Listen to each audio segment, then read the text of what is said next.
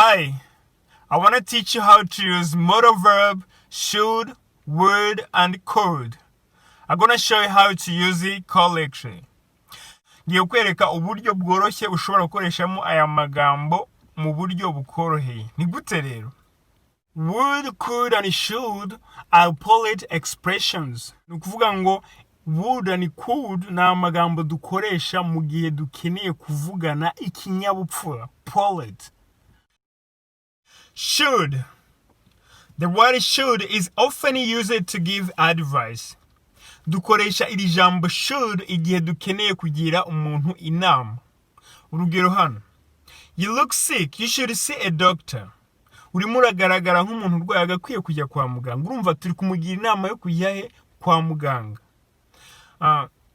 You should choose a job that makes you really happy. Wagakwiye guhitamo akazi wumva kakunejeje. Turimo turamugira inama yuko yahitamo akazi yumva yishimiye cyangwa se kamushimishije. So dukoresha should mu gihe turimo kugira umuntu inama. Could. We use could when we want somebody to do something for us or for me. Dukoresha ijambo could mu gihe dukeneye ko umuntu hari ibintu adukorera. Urugero hano. Could you open the door? Urumva ndimo gusaba umuntu ko yagira gute yakingura urugi.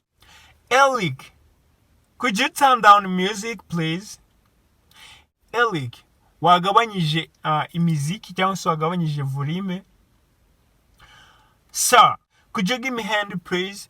Nukuvuga ngo hano iyo ubwiye umuntu give me hand, it means wambwira ati wanteruje cyangwa se wamfashije. Kugufasha muhe buryo wenda hari ikintu wananiwe guterura ukamubwira ati wanteruje kano kana. Dukoresha could mu gihe turimo kumakinga request. Could tuyikoresha kandi nka past tense ya can. Urugero hano. I can lift a heavy weight. Nshobora guterura ibiro biremereye. I could lift a heavy weight when I was at school. Nashoboraga guterura ibiro biremereye igihe nari ndihe ku shuri. So urabona could twayikoresheje turi kuvuga ibyo mu bihe byashize. Twayikoresheje nka past tense ya can. Ukoresha can urimo kugaragaza ibintu ushoboye. I can learn, I can dance, I can swim, I can sing. Nshobora kuririmba, nshobora kubyina, nshobora koga, ibintu nk'ibyo. So ubwo bushobozi ufite nibwo bita ability to do something. Would. We use would when we want something. Dukoresha would mu gihe hari ibintu dukeneye. Mu mwanya wogera dukoresha went, ahubwo tugakoresha would. Urugero hano. I would like water bottle. I would like a water bottle. Ndashaka icupa ry'amazi. Mu mwanya wo ngo I want water bottle, ahubwo dukoresheje I would like water bottle.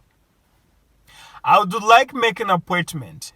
Ndashaka guschedulinga umunsi. So turimo gusaba appointment wenda yo kubona doctor, yo kujya muri interview y'akazi, ibintu nk'ibyo. Mu mwanya wo gukoresha went ubwo ugakoresha would.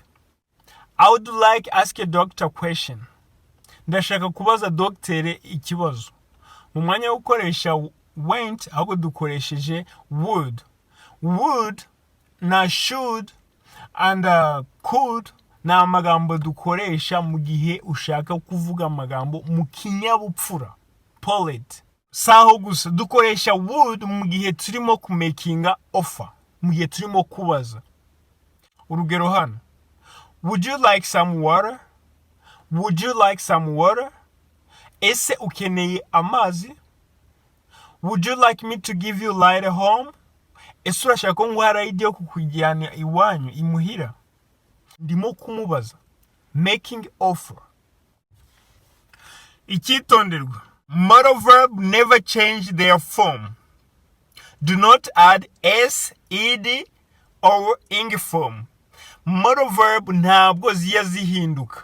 Ngwibe yajyaho s kuri third person singular cyangwa se ngiyeho id muri first cyangwa se iyeho ing form. Ntabwo ijya ihinduka. Modal verb are followed by bare infinitive. Bare infinitive is the verb without to. Bare infinitive ni inshinga itariho to. So guys, ntago byemewe ko izi modal verb zikurikirwa n'inshinga itari bare infinitive. Urugero, to do, to go, to dance, to sing. Kugira ngo ibe bare infinitive turagira dukuraho izo to. Tuvuge do, dance, sing. Izo nizo nshinga ziri bare infinitive kubera ko twakwiyeho iyo to. Guys, urabona ko ari ibintu byoroshye. Next time nizere ko gukoresha should, could and would bitazakunanira. Niba wakunze isomo, don't forget to hit subscribe. Make sure you give me like, comment, share. Ciao ciao. See you next time. Thank you so much.